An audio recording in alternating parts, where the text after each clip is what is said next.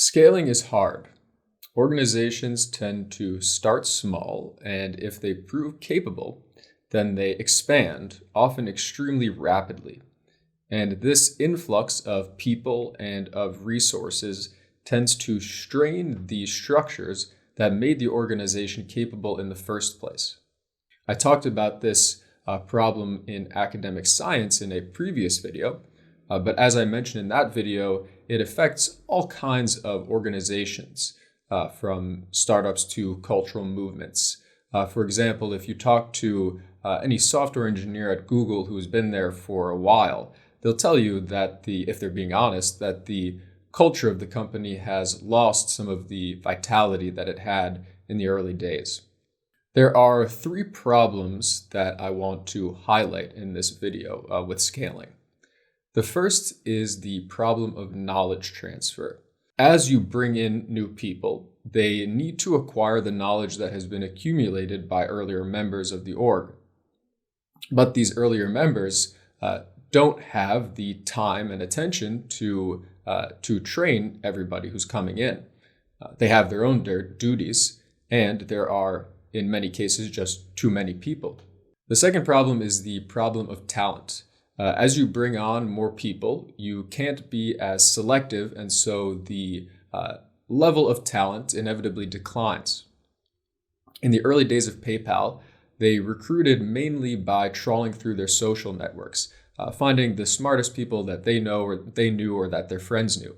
But after a while, you exhaust this resource, and so they had to resort to more conventional methods like professional recruiting agencies, and these don't work as well.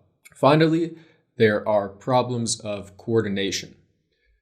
With a handful of people, it's very easy for all the different parts of the organization to stay in concert and communication. But as you get bigger, this becomes a lot harder. And it also becomes a lot harder for the leader to maintain control over all of these different parts.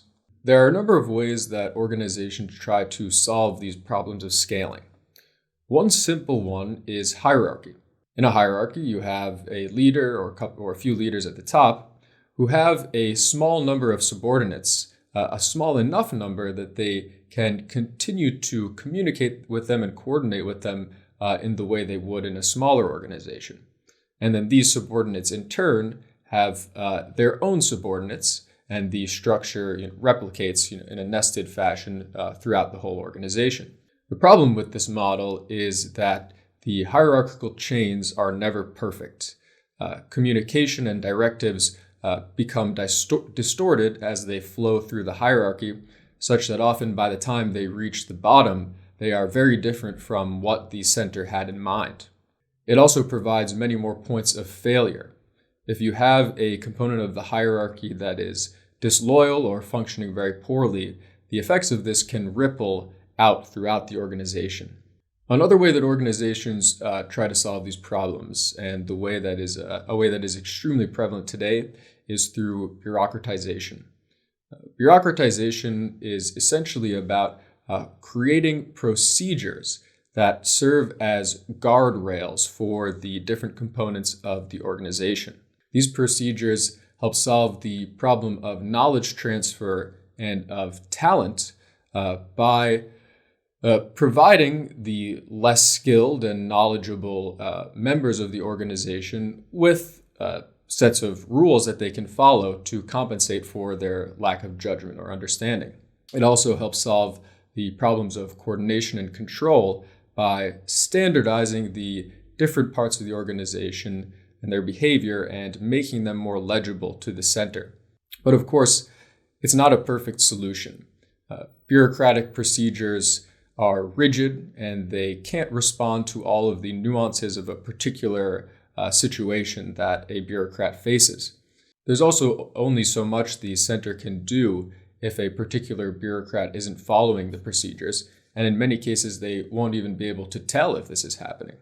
Because of all this, it's common for bureaucracies to take on a life of their own and become so unwieldy and independent that they become more powerful than the controllers of them themselves.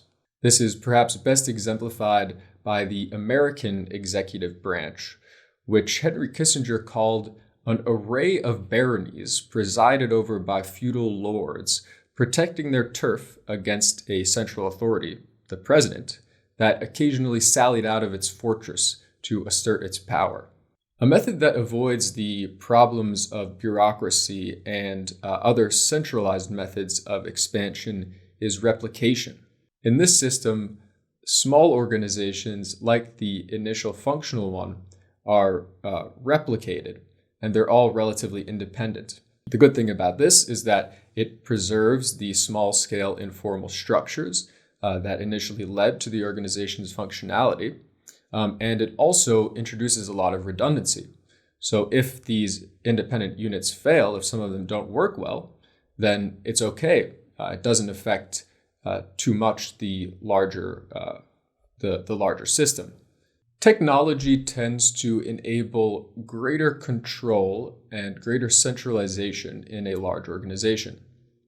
It does this by expanding the reach and the vision of the center through technological means.